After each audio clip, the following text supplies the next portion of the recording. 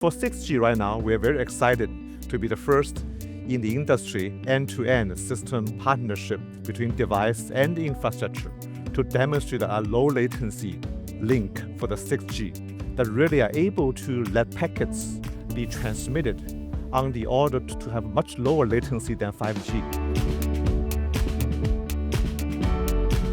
What will our industry's experiences look like in 2030? That is a question that Ericsson, together with MediaTek, is trying to answer. And Mingxi, we're talking about this. We're already collaborating a lot together today. What will the collaboration that we're having today on 6G, for example, what does that tell us about where the future is going? Yes, Peter, really appreciate your question. And from MediaTek perspective, we are very thankful to have Ericsson as a key infra partner to collaborate in 5G as well. We have done many new features together to drive the ecosystem, make them to be helpful. And for 6G right now, we are very excited to be the first in the industry end-to-end system partnership between device and infrastructure to demonstrate a low latency link for the 6G that really are able to let packets be transmitted on the order to have much lower latency than 5G. For example, we have a feature called a contention-based uplink that can enable the uplink transmission, which is very important for 6G, for AI applications, to go out much more quickly than 5G. And one other thing is we have something called a super hug, which allows latency from end-to-end system to go from 30 to 70 milliseconds down all the way down to 3 to 10 milliseconds.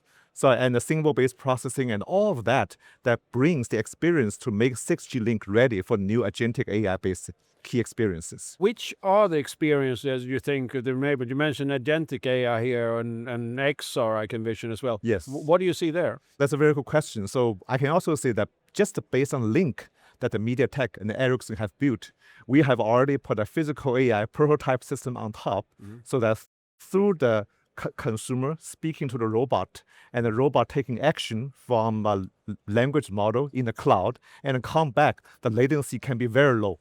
From the perspective, the user can really get a real-time interaction with the robot, even though some of the robot's model is running in the cloud. That's the experience of the early glimpse of physical AI, but a similar model can be applied, as you said, to XR and to other applications where you need a close collaboration between the models from the cloud or the infra edge end and with devices. And at this time, we are like 3 years ahead of the standards being complete. What is important that we collaborate on this early? Yeah, and for us, we really appreciate the value to collaborate with Ericsson early because every radio standard, it takes time to really to design as an ecosystem together, not by a single company. By collaborating earlier, we start the collaboration stage from standardization to identify the use cases, identify truly what's important, and align our design thinking. That actually, when we go from standards to commercialization, we can quickly align through IODTs and bring the technology and the benefit to the market quickly through the whole process rather than waiting for the last minute and find a mismatch, then takes much longer to fix. So that's very important for us. I fully agree. We're here at 2026G, but if we move forward to 2030, when the standards are introduced and so on, what are the 3 kind of use cases you think we will be proud of back then? Peter, that's a great question. And for us, we're very excited to really shape 6G as an AI interface to support a native AI communication and all the full consumer life from that perspective. And one example that we can see in 2030 timeframe is really full immersion of the agentic AI experience, right? Starting with, for example, a service like even today, we see some glimpse. Like I can tell my phone, look, hey, I have a call with my boss at 4 p.m. Could you please make sure that video quality and audio quality is truly excellent and no glitches? Then the agent will go and negotiate with the network and come back to say, oh, the network may be congested then, but you can, if you pay 20 cents extra, I can enable that for you. Yes or no? User click yes, then a link is being sent and the operator gets revenue, and then also the user are happy.